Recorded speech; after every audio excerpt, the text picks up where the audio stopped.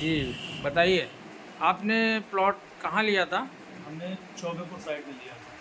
ठीक है, फिर उसके बाद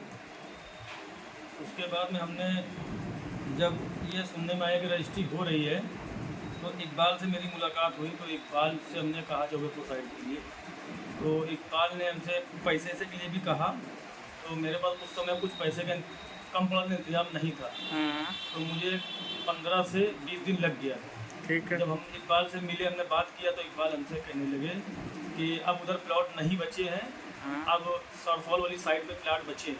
हाँ, और सरसौल वाली साइड में मेरी पूरी गारंटी है, हम उधर कब्जा, प्लॉट भी कटेगा, प्लॉट नंबर भी लगेगा, कब्जा दाखिल का सब करा के देंगे। उसके बाद में फिर रजिस्ट्री की कहने लगे इधर करवा पाओ तो करवा लो। तो फिर हमने कहा ठीक है, अब उधर नहीं हो पा रही है, उधर ज़मीन बची ही नहीं है, तो फिर मेरी सरसौल साइड में करवा दो। फिर हमने 25/9/2020 को रजिस्ट्री ये डेट इन्होंने फिर से 5,000 रुपये का हमसे टोकन के लिए पैसा लिया था।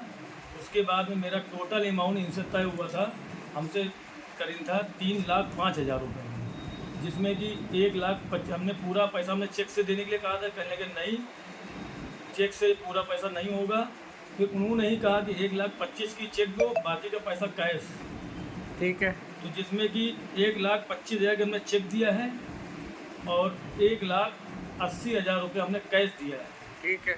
जी, कुछ पैसा जो रह गया था उन्होंने रजिस्ट्री वाले दिन लिया था, और 15,000 रुपये रह गया था जो उनके हमने घर पे जाके दे के आए थे। तो उसके बाद आपसे इकबाल की कोई बातचीत हुई? इकबाल से मेरी बातचीत अभी 10-15 दिन पहले हुई थी।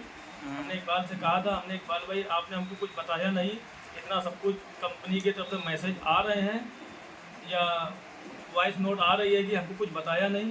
कहने लगे कि जो है, हमने कहा इसमें दाखिल खारिज या कब्जा वगैरह कैसे मिलेगा? तो कहने लगे ऐसे तो हमको नहीं लगता है तो मिल जाएगा, और तुम्हें लखनऊ से एफआईआर करनी होगी।